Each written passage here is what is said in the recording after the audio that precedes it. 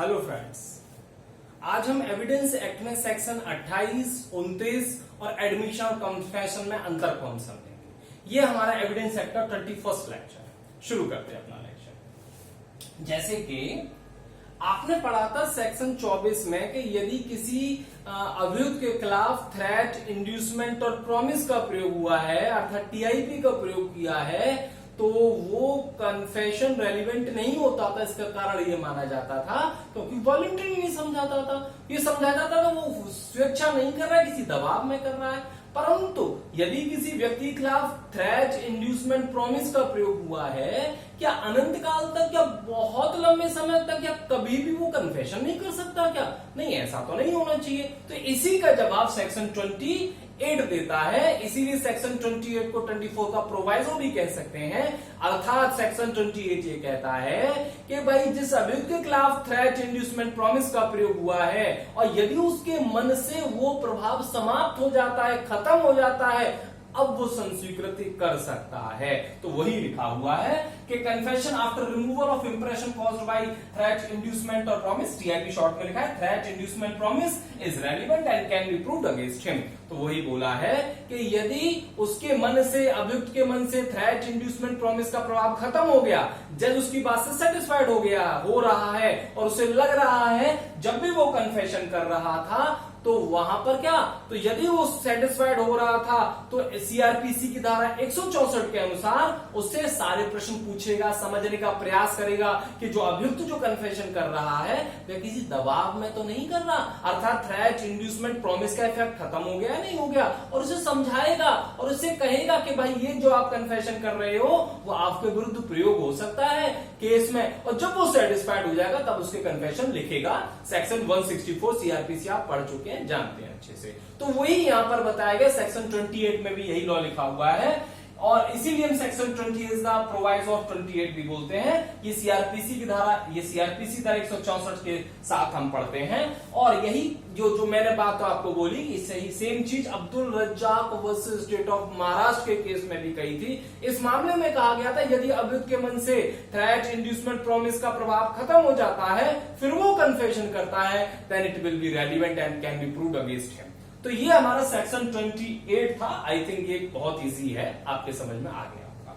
उसकी बात करें सेक्शन 29। सेक्शन 29 ये कहता है कि इफ कन्फेशन अदरवाइज रेलिवेंट, कि भाई यदि कोई कन्फेशन वैसे तो सब कंडीशनों में तो सुसंगत है, प्रभावित नहीं हो रहा है, अर्थात सेक्शन एविडेंस एक्ट की धारा ना तो 24 से प्रभावित हो रहा है, ना एविडेंस एक्ट की धारा 26 से प्रभावित हो रहा है, ना 28 से प्रभावित हो रहा है, और आपकी जो सीआरपीसी धारा 164(3) की जो कंडीशन थी वो भी प्रभावित नहीं कर रही है, वो भी शर्तें सब मजिस्ट्रेट ने पूरी कर ली 164 में जो लिखी हुई थी। अर्थात सब तरीके से यदि कन्फेशन रेलिवेंट है तो सेक्शन 29 में जो 5 चीजें बताई गई हैं उससे कोई फर्क नहीं पड़ेगा, वो कन्फेशन रेलिवेंट ही माना जाएगा। तो ऐसी कौन सी चीजें हैं 5 जिनसे कोई फर्क नहीं पड़ेगा? तो नंबर 1 बोल रहा है कि यदि जो कन्फेशन किया है प्रॉमिस ऑफ सीक्रेसी किसी के अधीन किया गया है, अर्थात गुप्त रखने के वचन के अधीन किया गया है, और दूसरा है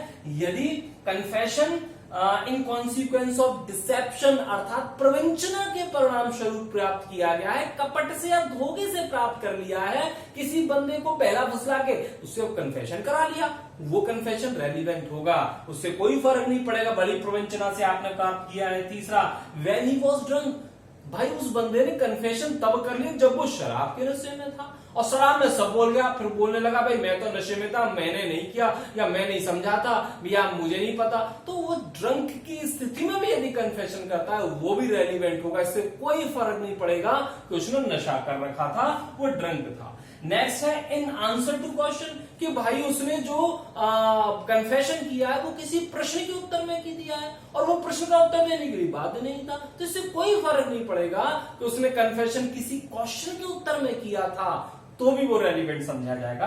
पांचवा काम कर रहे हैं लैक ऑफ वार्निंग, कि उसे चेतावनी नहीं दी गई थी कि आप कन्फेशन करने के लिए बाउंड नहीं हो, इससे भी कोई फर्क नहीं पड़ेगा, वो भी कन्फेशन रेलिवेंट समझा जाएगा। अर्थात 5 स्थिति जो मैंने आपको बताई, इनसे कोई फर्क नहीं पड़ेगा, कन्फेशन रेलिवेंट ही होगा। बस शर्त यह है, if confession is otherwise relevant then it become always relevant and the 5 condition will not affect that confession.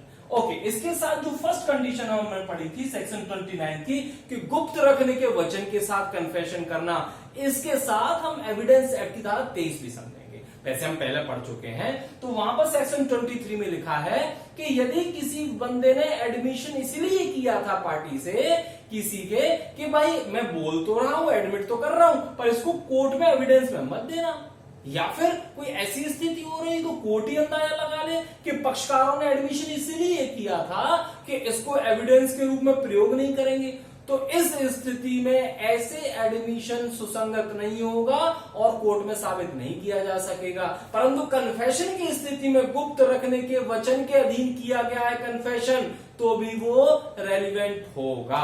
तो ये हमारा सेक्शन 23 रीड विद सेक्शन 29। तो हमारे 28-29 कंप्लीट हो गए। बहुत डिफिकल्ट नहीं है, मेंस में कभी कभार घुमा फिरा के आ सकते हैं, प्री में आ सकते हैं। उसके बाद हम पढ़ते हैं what is the difference between admission and confession. वैसे आप जानते हैं एडमिशन और कन्फेशन के मध्य बहुत सारा हमने लेक्चर पढ़ लिए हैं, क्या अंतर हो सकता है। बात करें पहली कि एडमिशन जो होता है सिविल प्रकृति का होता है सामान्यतया, और कन्फेशन होता है वो क्रिमिनल प्रकृति का होता है। इसकी डेफिनेशन, एडमिशन की डेफिनेशन 17 में दी गई है, आप जानते हैं, एडमिशन लिख देंगे, बहुत अच्छे से हमने पढ़ा है। और वहां पर एग्जैक्ट डेफिनेशन किसी में नहीं दी गई है, और वहां पर इसकी डेफिनेशन के साथ के लिए हमें केस लॉ का सहारा लेना पड़ता है। नेक्स्ट की हम बात करें कि एडमिशन के जो प्रोविजन है वह सामान्यतया 17 से 23 तक और 31 समझे जाते हैं, और कन्फेशन के प्रोविजन सेक्शन 24 से 30 तक के लिए समझे जाते हैं। नेक्स्ट बात करें एडमिशन, जो वाइड एरिया में देखें तो एक बड़ा टॉपिक है, अर्थात क्षेत्र इसका व्यापक है, और कन्फेशन 24 से 30 है और इसका क्षेत्र संकुचित है। नेक्स्ट बात करें, चूंकि वो बड़ा है और कन्फेशन एडमिशन के अंतर्गत ही कन्फेशन बताया गया है, इसलिए एडमिशन को हम जीनस भी बोलते हैं और कन्फेशन को उसकी उपजाति स्पीसीज भी बोलते हैं।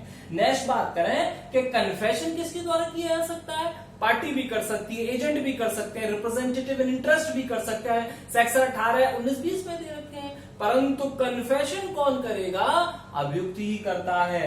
नेक्स्ट बात करें कि admission can be made by person making और रिप्रेजेंटेटिव इन इंटरेस्ट, यानी कि एडमिशन का प्रयोग वैसे तो विरुद्ध में ही होता है, परंतु एविडेंस एक्ट की धारा 21 के अंतर्गत एडमिशन का प्रयोग जो एडमिशन कर रहा है वो भी अपने फेवर में कर सकता है, परंतु कन्फेशन जो व्यक्ति कर रहा है उसके अगेंस्ट में ही इसका प्रयोग होता है। और हमने समझा कि एविडेंस एक्ट की धारा 31 के अंतर्गत एडमिशन कैसा है, एक निश्चायक सबूत नहीं है, एस्टोपल के रूप में काम कर सकता है। परंतु हम कन्फेशन की बात करें, यदि सारे शर्तें पूरी हो रही हैं, वॉलंटरी है, देन कन्फेशन में be treated as conclusive proof, निश्चयक सबूत के रूप में प्रयोग हो सकती है। इसके अलावा भी बहुत सारे अंतर हो सकते हैं, आप केस लॉ लिख सकते हैं, एक एक एग्जाम्पल लिख सकते हैं। तो इस तरीके से हमारा इन दोनों के मध्य अंतर हमने समझा, और सेक्शन 28-29 और इसके साथ सेक्शन 23 सीआरपी धारा 164 और ये समझा। मेन रूप से जो हम टॉपिक समझ रहे थे कि कन्फेशन कब रेलिवेंट होता है, तो मेन रूप से हमने ऊपर हेडिंग में लिख दिया कि प्रोविजन व्हेन कन्फेशन रेलिवेंट, कब रेलिवेंट होता है, सेक्शन 26 में, 27 में, 28 में, 29 में और 30 में। ये हमारे रेलिवेंस संबंधी प्रोविजन थे। कल हम सेक्शन 30 समझेंगे। Thank you.